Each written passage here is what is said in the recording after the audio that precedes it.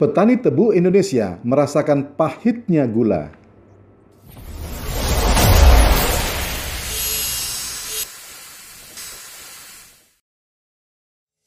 Gula impor yang masuk ke Indonesia rasanya memang manis sekali, bahkan terlalu manis, sehingga terlalu sangat mudah melupakan bagaimana perjuangan para petani tebu di Indonesia yang meratapi nasibnya.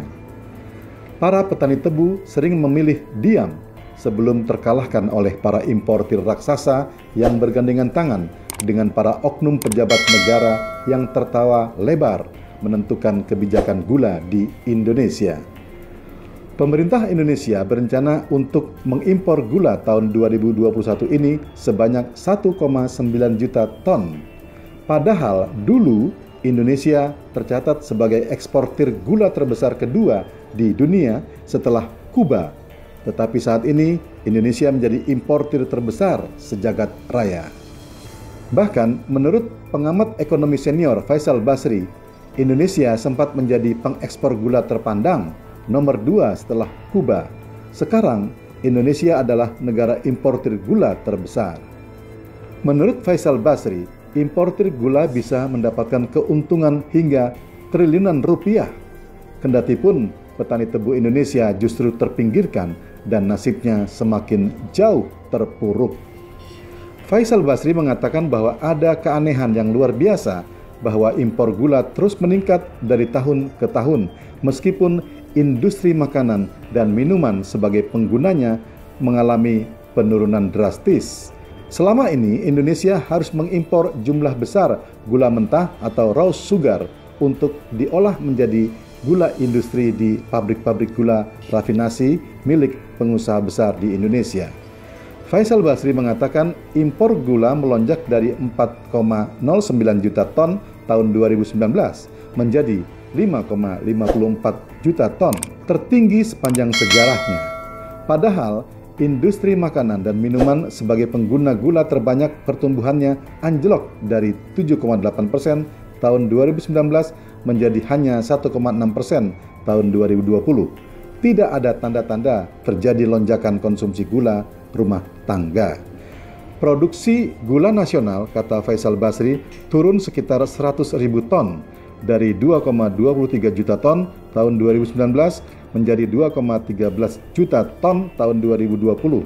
Jadi jauh lebih kecil daripada kenaikan volume impor yang mencapai 1,45 juta ton.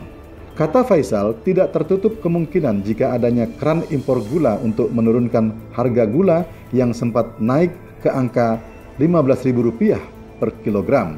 Bahkan ada yang mencapai Rp20.000 per kilogram. Padahal harga eceran tertinggi gula hanya berkisar Rp12.500 per kilogram. Faisal Basri menyebutkan bahwa menahan harga di pasar hanya untuk jangka pendek. Untuk jangka panjangnya, pemerintah harus mampu memberdayakan petani dalam negeri. Sayangnya, itu tidak dilakukan oleh pemerintah Indonesia. Menurut Faisal, kesenjangan harga eceran dibandingkan dengan harga gula dunia kian melebar.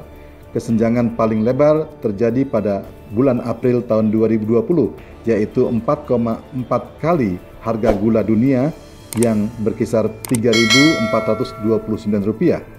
Indonesia Rp15.208. Lonjakan harga eceran saat itu justru terjadi ketika harga dunia mengalami penurunan. Menurut Faisal Basri, harga gula mentah yang menjadi referensi di pasar New York adalah raw sugar. Menurut Faisal, harga gula mentah yang menjadi referensi di pasar New York adalah raw sugar. Menurutnya, pada harga penutupan 31 Maret 2021 tercatat sebesar 14,77 pound sterling atau 325,6 US dollar per ton. Faisal Basri mengestimasi dengan ongkos transport, asuransi, dan pengolahan senilai 200 US dollar per ton. Maka harga di pabrik gula rafinasi menjadi 525,6 dolar per ton. Ia mengatakan dengan kurs tengah BI pada 31 Maret sebesar 14.572 per US dollar, harga per kilogram adalah Rp7.959. Faisal Basri mengatakan jika pemerintah menugaskan pabrik gula rafinasi menjual langsung ke pasar, setidaknya keuntungan yang diperoleh mencapai Rp2.000 per kilogram. Harga untuk industri besar tentu saja lebih murah karena kontrak langsung dan mereka mengikuti pergerakan harga dunia. Namun keuntungannya tidak jauh berbeda dibandingkan dengan menjual langsung ke pasar lewat distributor. Dengan produksi ke-11 pabrik gula rafinasi sekitar 3 juta ton, maka keuntungan totalnya adalah 6 triliun rupiah. Artinya bila dipukul rata, setiap pabrik menikmati laba sebanyak 545 miliar rupiah. Bahkan untuk grup-grup bisnis yang lebih besar bisa mencapai triliunan keuntungan yang diraihnya.